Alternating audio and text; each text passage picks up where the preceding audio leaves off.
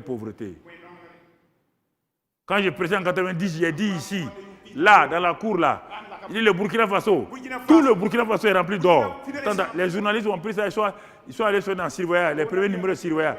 Ils se sont moqués de moi. Il y a un individu qui dit qu'il y a l'or au Burkina, il y a tant. Je n'ai pas dit ça, j'ai dit il y a pétrole même.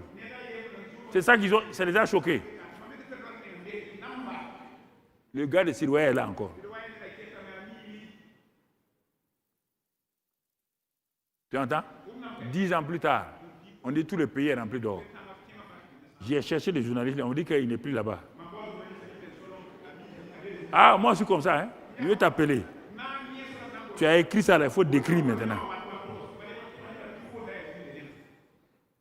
C'est quelle histoire?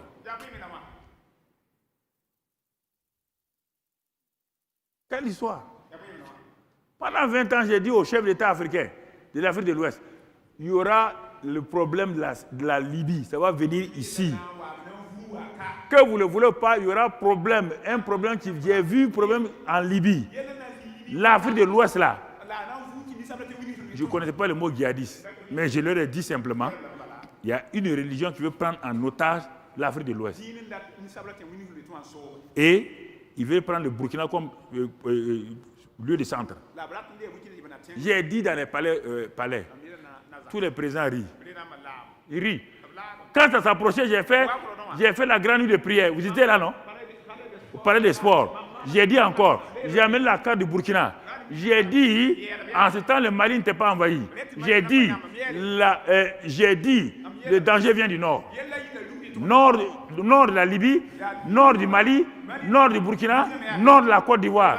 J'ai dit, entre le nord et le sud, ça fait deux esprits différents. J'ai dit, prenez la carte du monde. Le nord d'un pays, le sud d'un pays sont toujours en guerre. Tâte tous les pays.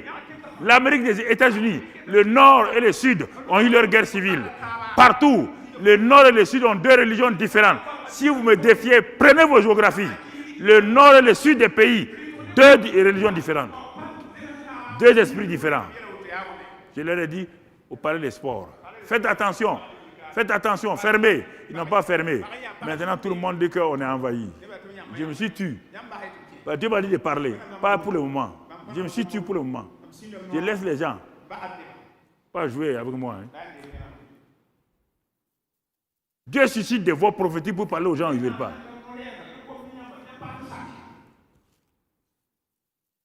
C'est dommage. Les paroles.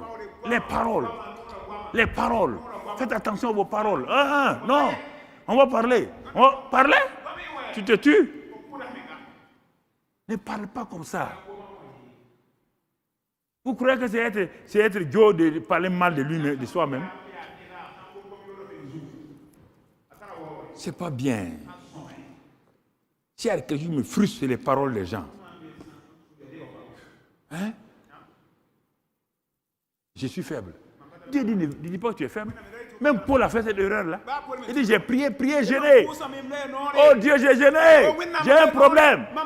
J'ai dit, ma grâce te suffit. Dis, dans ta faiblesse, tu es fort. 2 Corinthiens 12. Arrête de parler comme ça. Arrête de parler comme ça, Paul. Tu as gêné, là, tu es guéri. Mais quand tu as fini de gêner, tu n'as pas dit le contraire. Tu dis, maintenant, dis, dans ta faiblesse là, que tu es fort. Que le faible dit, je suis fort. Ah, mais c'est des mensonges, hein? Ah bon, c'est des mensonges. Donc tu veux dire quoi? Que le faible dit, je suis faible. Quand tu dis, je suis faible là, ton corps obéit oui ou non? Oui ou non? Quand tu dis, j'ai sommeil là, au bout de 10 minutes, tu dors là-bas. Pourquoi? Parce que ton corps répond à tes paroles. C'est dans la parole partout. Dieu a tout fait par la parole. Il a dit la parole est puissante. Il n'a rien fait sans la parole. Il soutient tout par la parole. Et il a donné à l'homme. C'est l'homme qui est le seul qui parle.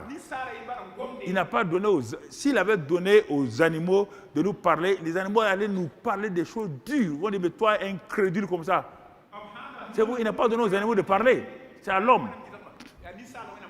Dieu et l'homme. Ce sont les deux qui parlent.